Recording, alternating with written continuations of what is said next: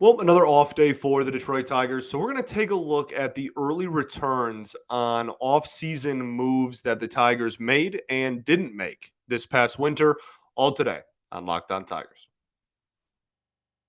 You are Locked On Tigers, your daily Detroit Tigers podcast. Part of the Locked On Podcast Network, your team every day.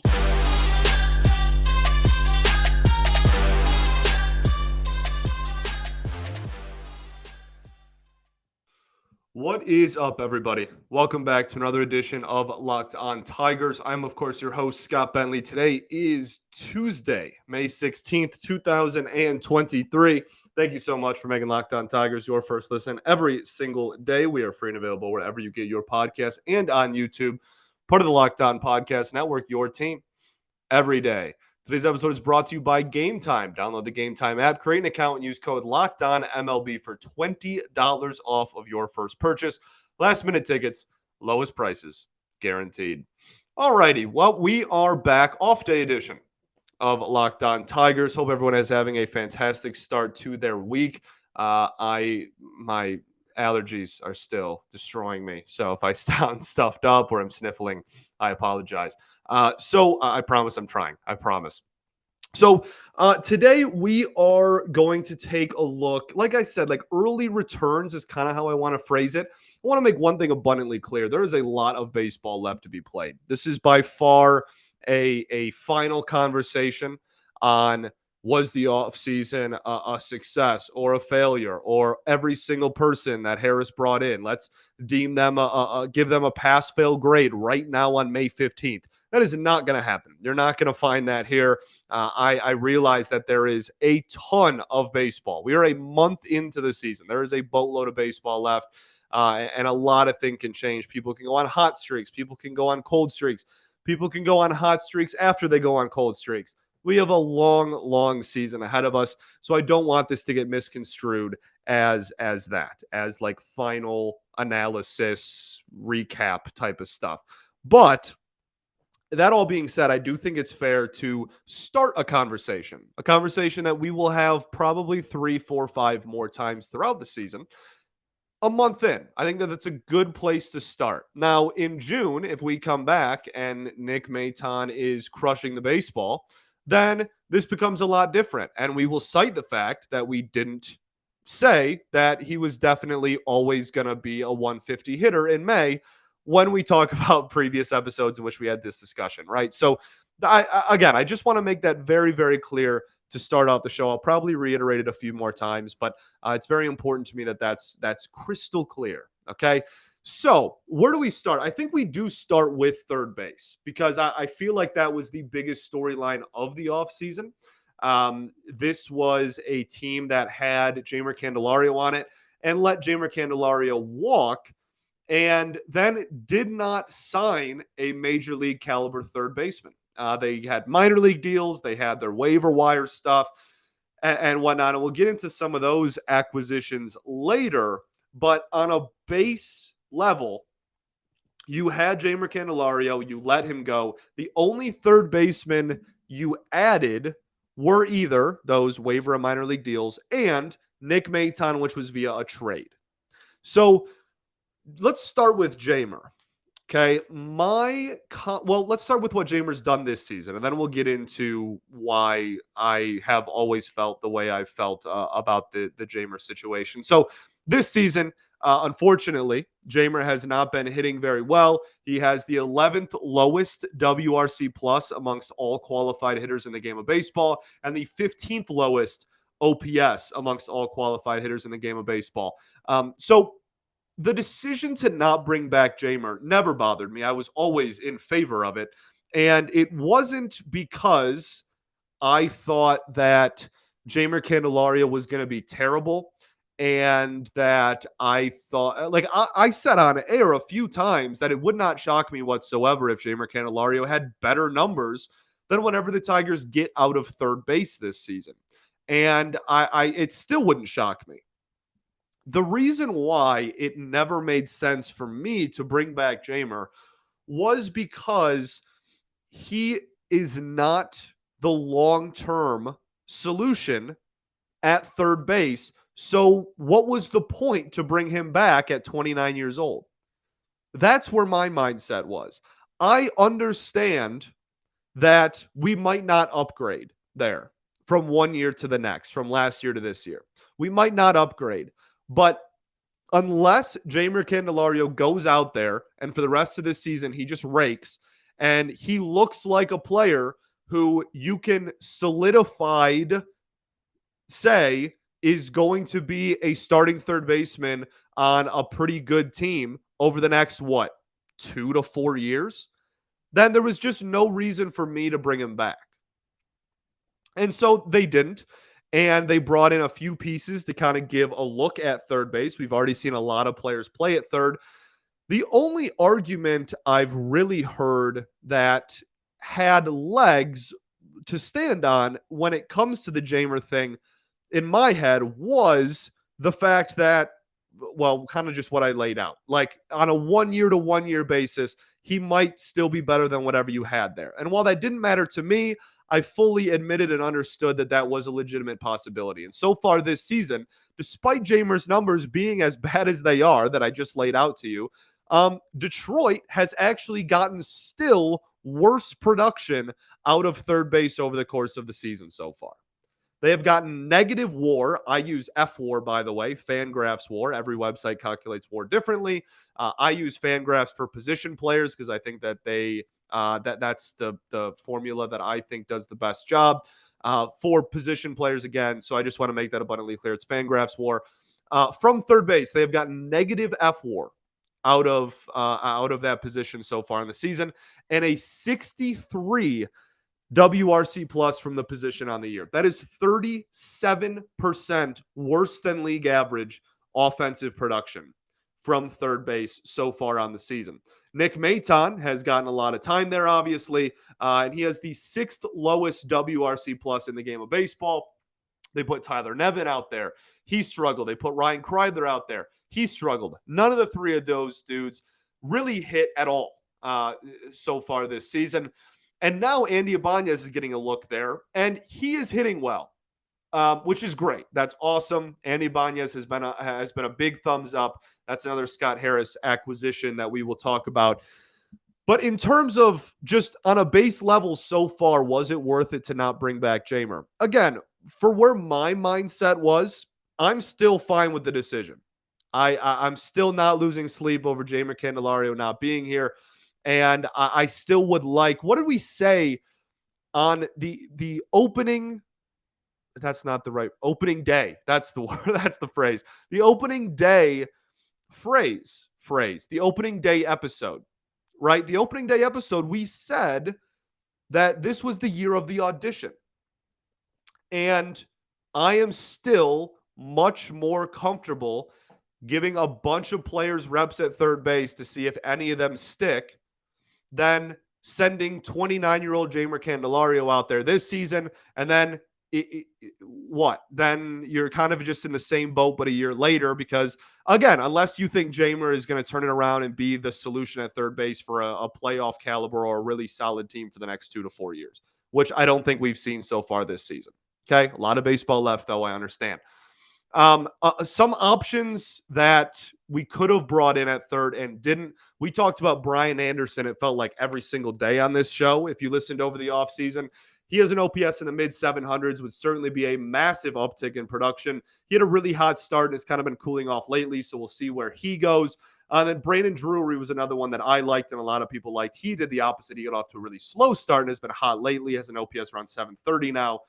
While it's not amazing, it's still a lot better than what we've gotten out of third. So that's kind of where we stand now. Now, when you look at some of the other decisions that were made, there's still, has the returns on third base been great yet? No. We'll talk about the Soto trade kind of more in a vacuum later when we talk about the bullpen. But there still has been some really solid low-risk acquisitions, Andy Ibanez obviously being one of them. And a lot of the fringe players letting go, like Victor Reyes, I don't even think has played a major league game yet this season. Harold Castro has been really, really, really brutal at the plate so far for the Colorado Rockies. like OPS, I think under 550 at the moment. And Willie Castro has really not done very much either. He's got an OPS around 600, I believe. So, like a lot of those fringe guys that they let go, that there was, people were arguing about whether they should have stayed or gone. Like all three of those players got non like guaranteed major league spots. They all got like minor league contracts with invites to spring or whatever. That should kind of tell you all you need to know back in December. But so those we've replaced those guys. We've brought in players like Ibanez, but like Nevin hasn't really showed out at the major league level. So a lot of just like hitting and missing when it comes to those minor league contracts and those waiver claim guys. But that's kind of the nature of minor league contracts and waiver claim guys. That's just kind of how those work. So we'll take it. As far as those go, I'm pretty pleased with what I've seen as far as the players that they've taken a chance on and whatnot. And some, again, like Ibanez, have given you production at third base, which no one else on this team can seem to be able to do. Scopes played third base a little bit. I don't need to reiterate how much he's been struggling over the last year. So here we are. Okay, let's talk a little bit about the bullpen. Because that was another big point of conversation this offseason. But first, I got to tell you all about our friends over at Game Time. There we go. Game Time. It's your favorite app. You need to download it. It's the definition of clutch. Buying tickets to your favorite events shouldn't be stressful. It's fast and easy. You can forget planning months in advance. Game Time has deals on tickets right up to the day of the event. You can get exclusive flash deals on tickets for football, basketball, baseball, concerts, comedy, theater, and much, much more. And the Game Time guarantee means that you will get the best price. If you find your tickets in the same section and row for less, Game Time will credit you 110% of the difference.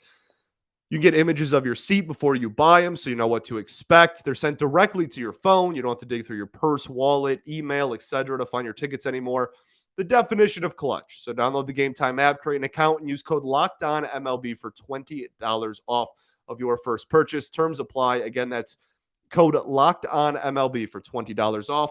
Download Game Time today. Last minute tickets, lowest prices, guaranteed.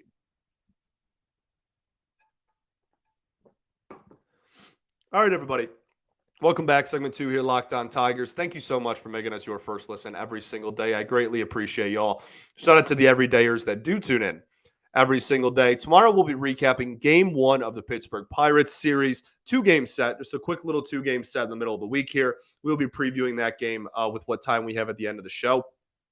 So talking about, again, I want to use the phrase early returns just because I think that kind of depicts what I'm trying to portray here, just like where it stands right now, not an end-all be-all conversation. The bullpen was a big point of emphasis for this team and a big topic of conversation because they had actually a really good bullpen last year, and they got rid of the 4 best relievers they had. They didn't bring back Michael Fulmer. They traded Gregory Soto. They traded Joe Jimenez, and they didn't bring back Andrew Chafin. Now, none of those dudes have an ERA under 4. At the time of this recording. Not a single one. Michael Fulmer's is pushing 7. Andrew Chafin and Joe Jimenez are a little bit over 4. And Gregory Soto's is 4 exactly. This team is currently 18th in bullpen ERA. They're managing without any of them. They have 2 of the better relievers in the entire game of baseball. That has helped a lot when Alex Lang and Jason Foley. But they've gotten some production from some other guys too. Jose Cisnero, again, is approaching like a 3 ERA now. He's been pretty solid. And they've been kind of able to slap together some production from unlikely places going into the season, and that has helped them a lot. But they have a middle-of-the-pack bullpen without any of those 4, and none of those 4 are really lighting the world on fire. The peripherals are still solid. I believe Chafin and Fulmer both are on pace. They have like career high K rates at the moment. And again, a lot of baseball to be played. Not saying that's going to end that way, but their ERAs are high, but they're striking out a lot of people. Those are good peripherals for bullpen pieces. ERA for relievers is kind of tough because one bad outing can kind of just like spike it for a while. And then Gregory Soto still has a walk per 9 of, I think it's exactly 5. And he always was around like 5 to 5.5. So hasn't really like magically just started pounding the strike zone all the time, still walking players at about the same clip he always has been. Hasn't been getting hit as hard this season. His average exit velocity numbers are pretty solid. So that's something he clearly has made an adjustment on and worked on. But as a whole, 4 ERA and pretty similar walk numbers. Hasn't been like some revolutionary, completely brand new pitcher over there so far. Then Joe Jimenez been getting hit pretty hard, actually, but also still is striking a lot of people out. So I would expect his ERA to drop. I would really expect Chafin and Jimenez, their ERAs to go down. Probably Soto's too, to be honest with you. 4 ERA is a little high for him. Again, he's really just had a couple of like pretty brutal outings. Which I guess is kind of what he did here. So whatever. But yeah, and then Michael Fulmer has just gone off to a really rough start this season. So we'll see if he can recover. But the big P, again, like 3 of those, you're I don't want to say fine with, but like 2 were free agents that you just didn't bring back. And 1 was a trade that I think everybody in the fan base is pretty excited about in the Joe Jimenez for Justin Henry Malloy one. The Soto one is really the conversation to be had here. Gregory Soto for Donnie Sands, Matt Vierling, and Nick Maton. As it stands right now, you have traded Gregory Soto for a minor league catcher and 2 negative win players.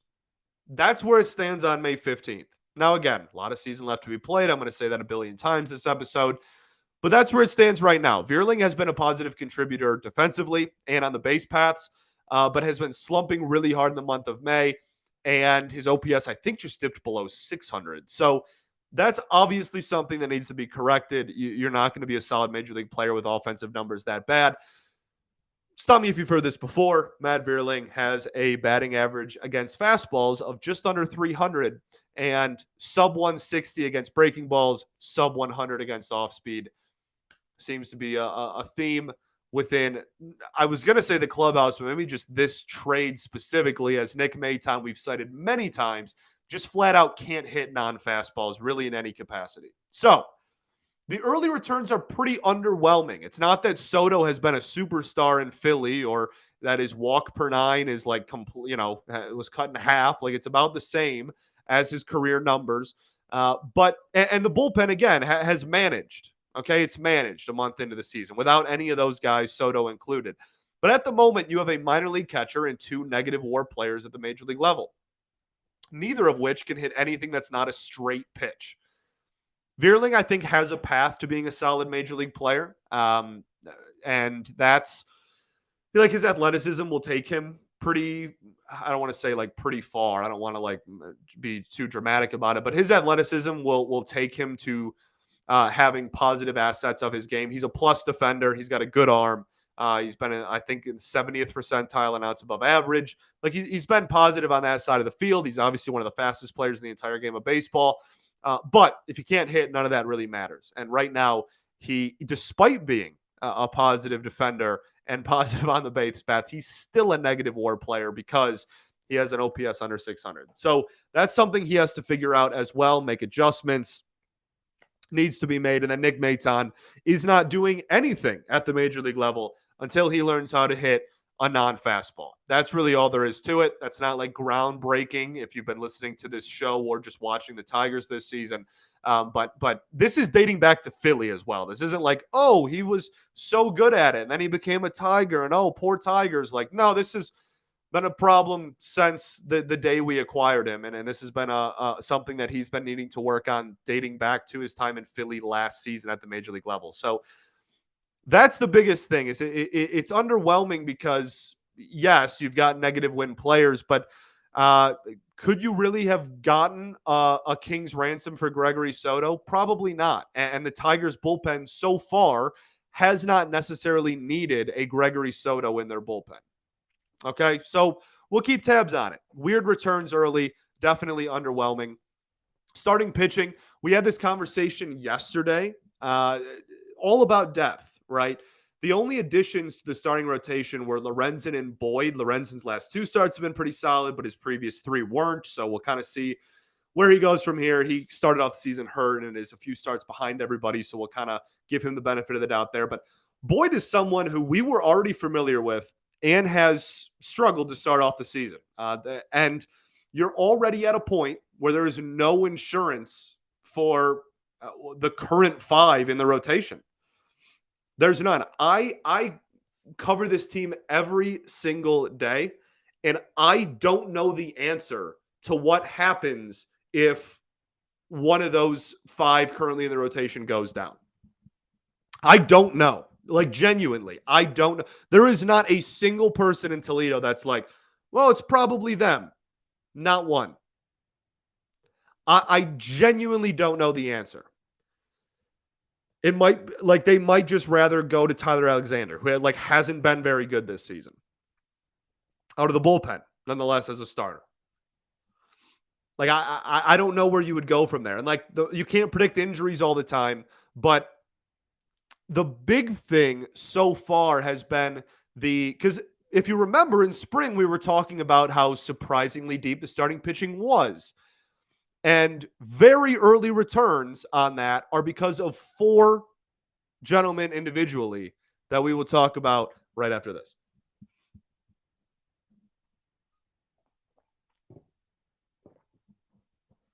All right, welcome back, everybody. Third and final segment here, Locked On Tigers. I appreciate y'all for tuning in. So, talking about the starting pitching depth or lack thereof. And if you remember in the spring and in the winter, when we were talking about the starting pitching depth, we had a group of 4 that we brought up all the time together, like in the same conversation. That was Faedo, Hill, Wentz, and Britsky. Hill, I think it's safe to say, I'll say this now, even though it is only May 15th. I think it's safe to say he isn't going to be a major league rotational starter long-term in his career. I don't think he's a long-term starting pitcher. We talked earlier in the season when he was in the majors, he struggled out of the bullpen, and that was even in like a 1-inning reliever role. He hasn't really been crushing it as a starter down in Toledo. I think that ship has probably sailed for Garrett Hill. So that's one that's out of the conversation there. Again, if we're talking like long-term, that's not to say that Garrett Hill won't make spot starts or become like a Tyler Alexander role type of player. But like long-term, I don't think we look and we go, oh, he's going to be like the 5th starter for the team this season. I think that ship has probably sailed. Joey Wentz is part of the rotation and has been super hit or miss lately. Bo Brieske has been hurt all season, dating back to the spring. And Alex Faedo started off the season in the minors, has made 2 starts now. And I think the biggest thing for him is just, there's still a lot of reliever potential. He needs to prove that he can be a major league starter still, even though he was drafted, 7 years ago, 8 years ago. He still has yet to prove that he can be a solidified everyday major league starter. And on top of that, I like his stuff. I still like Faedo, but needs to prove that he can go deep into ball games and not get rocked the 3rd time through the lineup. So that's kind of where the starting pitching stands, like really thin.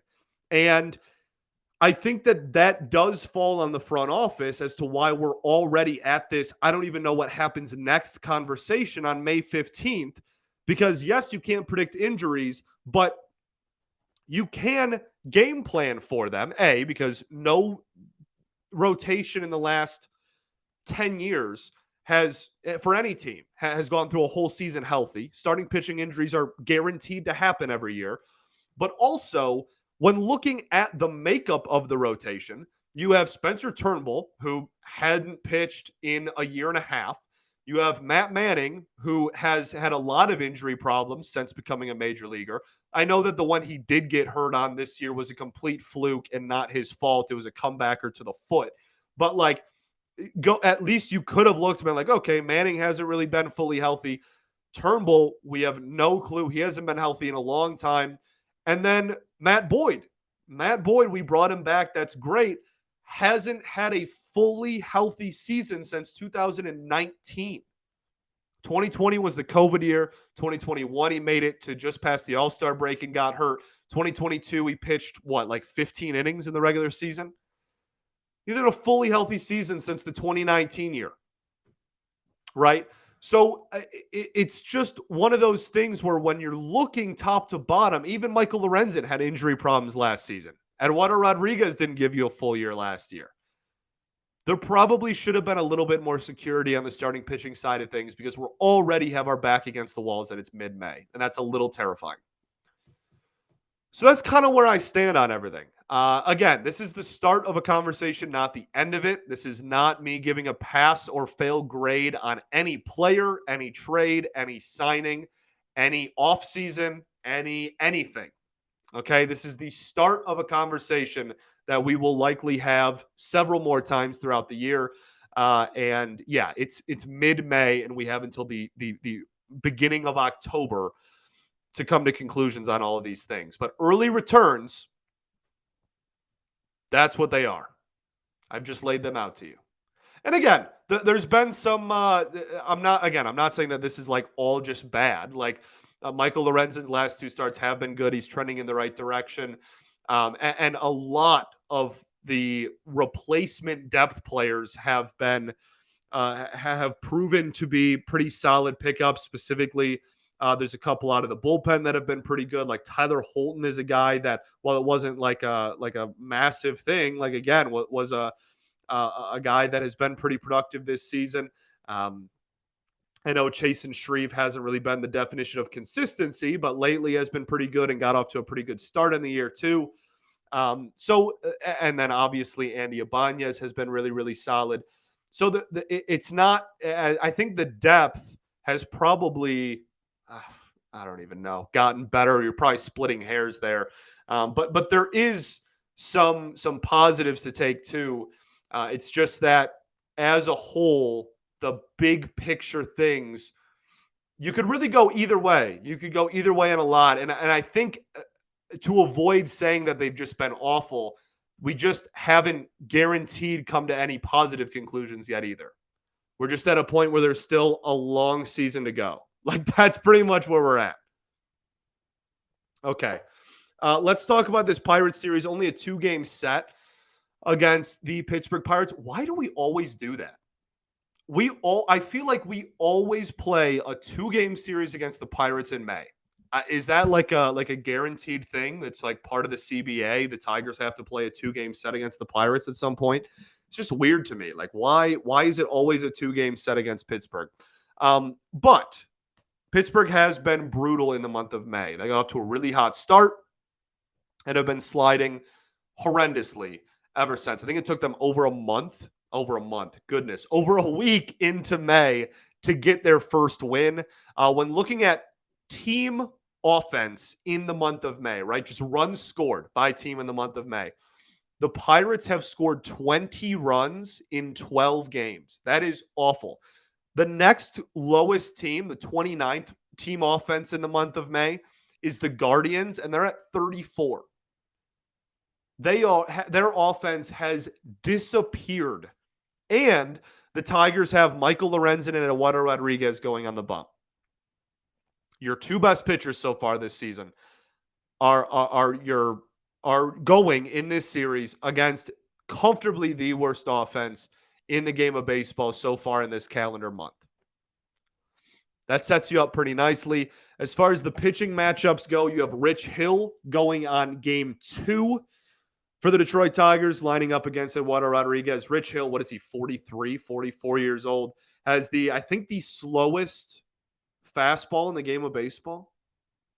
He tops out at like 87 miles an hour in the first percentile in fastball velocity. Has a big loopy curveball that still gets people to swing and miss. But he doesn't get swings and misses by and large. He's been hit pretty hard this season. The one thing Rich Hill is going to do is he's going to be able to give you as many pitches as you need from him, and he's not going to walk guys. Despite topping out at 87 and having like a 70-mile-an-hour curveball, he is going to fill the strike zone. Now, again, he's not striking people out. He's not getting people to chase. He's not getting people to swing and miss. Like his ERA is like in the, 4.3 ERA on the year? 3-3 record. There should be no reason for the Tigers to go up there and be completely fooled by Rich Hill at this point. So that's game 2. Game 1 is a little bit different. Game 1, you're going up against one of the Pirates' top prospects in their organization, Luis Ortiz. I think he topped out at the number 8 prospect in the org last year.